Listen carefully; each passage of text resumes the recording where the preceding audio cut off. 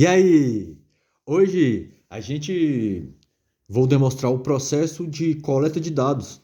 Vamos falar sobre a Anatel, provedor de internet, e-mail, busca de e-mail, em busca por MAC address. Vamos ver como funciona a identificação do dispositivo de um atacante. Vamos ver como a- os dispositivos intermediários de uma rede social, né, como os dispositivos da rede de computadores dessa rede social armazenam esses dados. Vamos lá. Então, vamos começar pelo MAC address, pelo Media Access Control Address, que é o endereço MAC. O endereço MAC é um número de série de 48 bits que serve para identificar dispositivos de rede Ethernet ou Wi-Fi globalmente. Quando pacotes são enviados ou recebidos, os dispositivos fazem uma comparação entre o endereço de destino e o próprio adaptador. Se forem os mesmos, o pacote é processado. Cada placa possui um endereço único.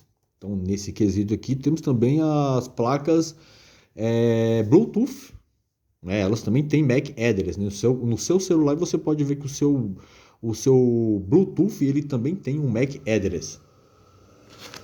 Então, o atacante ele está na casa dele e ele vai fazer um acesso à rede social. Então, o dispositivo dele é um cliente e a rede social tem um servidor que, né, a gente chama de é, é, essa conexão é cliente-servidor e servidor-cliente, né? O cliente pergunta para o servidor e o servidor responde.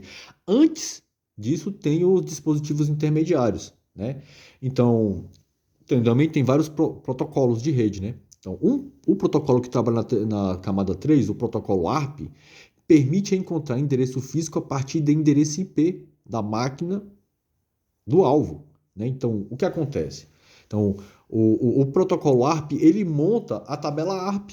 Então, o que tem na tabela ARP? A tabela ARP tem o endereço IP, né, daquele dispositivo, do modem do dispositivo, e o endereço físico, né, que é o MAC address do dispositivo, né, daquela placa de rede lá. Então, se você está no dispositivo, na sua rede residencial, você está com o seu celular e você faz um acesso à sua rede social para fazer um login, por exemplo, o MAC address não é do seu dispositivo, o MAC address é o do modem. Agora, se seu dispositivo móvel ele faz um acesso pelo e-mail, né, justamente pelo e-mail registrado, que é o chip, né, lá onde é que você vai colocar o chip, se ele faz por ali, que ali é um modem, né, se ele faz a conexão por ali, aí você tem o MAC address físico dele, que é daquele dispositivo móvel, ok?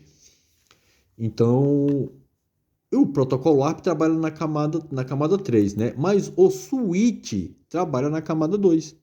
E é o switch que é responsável por entregar e conhecer quem são as pessoas que estão se comunicando na rede e entregar as informações para elas. Simplesmente e somente para elas, né? Diferente do Hubble, que entregava para todos, né?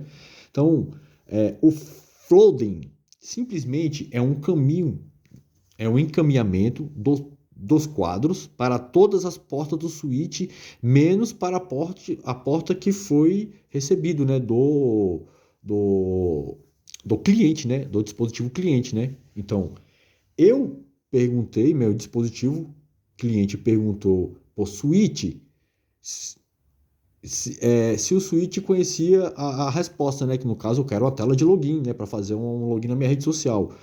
O switch ele manda uma pergunta para todos os dispositivos que estão conectados na rede. E apenas o dispositivo, né, o servidor, que ele vai enviar a mensagem pro switch, né? E o switch vai responder. E como isso funciona, né? Como isso funciona? Então, através do flooding, ele distribui, né? E como essa distribuição é feita? Então, temos o Three-Way Handshake. Então, o Three-Way Handshake, então, primeiro, o usuário requisita uma conexão enviando um pacote SYN. Então, o dispositivo atacante, né, ele enviou um SYN, que é um synchronizer, ao servidor. E em seguida, o servidor, né, depois que o switch enviou para todo mundo, então quem deu um handshake, né? Handshake é aperto de mão, né? Então, quem deu um handshake, um SYN-ACK, de volta ao cliente foi o servidor, né? Que ele de volta reconhecendo e confirmando o recebimento da requisição. E por fim, né? E por fim, o cliente responde um ACK, beleza. Então, a conexão é estabelecida, né? Então, o dispositivo atacante, no caso, né? Ele recebe a tela de login, né? Que é, o servidor respondeu. Então, vocês entenderam como que é aqui? Então, funciona desse jeito. E a gente vai ver como ele monta a tabela, como é que esse SYN ACK. Então, ele vai mandar um SYN. Então, olha lá, ó. O PC1 é a máquina do atacante, ok? E aí nós temos vários dispositivos na rede e um desses dispositivos é um servidor que vai responder a requisição do atacante, lá, do dispositivo atacante. Então, olha lá, o PC1 ele envia um pacote de dados, o switch recebe, faz um check source, né? Um check source MAC. Ele verifica, ele abre uma tabela, verifica que não tem nada dentro dela, depois ele preenche essa tabela com o MAC address do PC1, ele manda um pacote, o pacote, ele envia o pacote para a rede, né? O SYN, para todos os computadores. O PC vai responder com SYN ACK e depois o PC1 vai responder com ACK. Pronto, a conexão está feita e o servidor vai mandar a requisição. Vamos ver como é que é. Então, esse switch é o switch da rede social. Então, estamos demonstrando para vocês como que o switch, que a rede social tem o dado que a gente precisa. Olha lá, agora ele mandou um pacote para todos, o SYN-ACK. Olha lá, o PC3 respondeu. O PC3 respondeu com um SYN-ACK. O PC1 mandou um SYN, um synchronizer. O PC3 mandou um SYN-ACK. E o switch agora, ele vai montar a tabela MAC. Agora o switch conhece quem pediu a solicitação e quem vai responder a solicitação. Ele checa, agora ele monta, ó, porque o PC3 ele respondeu, então ele montou a tabela MAC. Então a gente tem esse log. Então a rede social tem o IP, né? E ele tem também o MAC address montado na tabela MAC, e também temos o log lá do protocolo ARP também. Ok? Aí ele volta lá, ó, devolve o pacote, pronto. E é assim que funciona. Beleza? É assim que funciona. Então agora a gente vai ver o e-mail. Agora a gente está aqui no site da Anatel, a Agência Nacional de Telecomunicações, e o que significa e-mail? International Mobile Equipment Identity. Então, fazendo analogia, né? Então, a um número de chassi de carro, né? Ou ao nosso CPF, é um registro único. Então, a gente tem aqui no Tecnoblog também mais um artigo fornecendo para a gente aqui, né? Explicando. Vou deixar aí na descrição para vocês entenderem. E a gente tem dispositivos que eles têm 2 e-mail. Você tem o dispositivo SIM duplo, que ele tem dois cartões SIM, pode ser conectado ao mesmo tempo. Então, esse duplo SIM você pode receber ligações ao mesmo tempo dos dois. E dois dispositivos SIM, um funciona enquanto o outro está desligado, beleza? E aqui a gente tem um print, ó, de 2,5. Ele tem 2,5. Cada e-mail desse aqui é referente ao modem que você vai colocar o chip do celular. É aqui que vai encaixar o chip, ok? E o chip, ele tem outro ID que é identificando a operadora, ok? Aqui a gente tem um projeto de lei que está tramitando, né, que vai dar permissão para o delegado de Polícia Civil, né, para a Polícia Civil, para fazer o rastreamento dos aparelhos celulares furtados através do e-mail, né? Tem um projeto aí para fazer, para que os e-mails sejam cadastrados tipo numa plataforma, né, antes de serem vendidos para o público e dali ser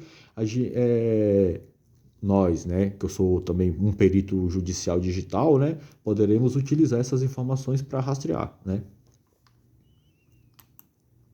Então aqui, ó, temos um projeto consulta celular legal, que aqui você pode colocar o e-mail de um celular para ver se ele tem alguma restrição, se ele tem algum furto, né? Se ele tem algum furto. Se ele tiver furto, provavelmente já deve ter sido bloqueado na Anatel, né? A conexão dele com a Anatel, né? E então aqui você vê, aqui você consulta a situação do seu aparelho, no caso do celular aqui. Aqui a gente tem a pesquisa por MAC address, então aqui você põe o MAC address do dispositivo e aqui você consegue identificar o fornecedor. Então, pelo MAC address, pela informação de um MAC address, uma investigação poderia chegar até a Receita Federal, né?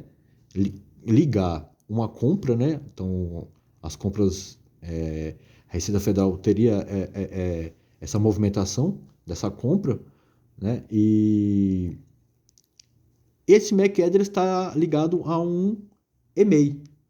E esse e-mail, por sua vez, está registrado na Anatel.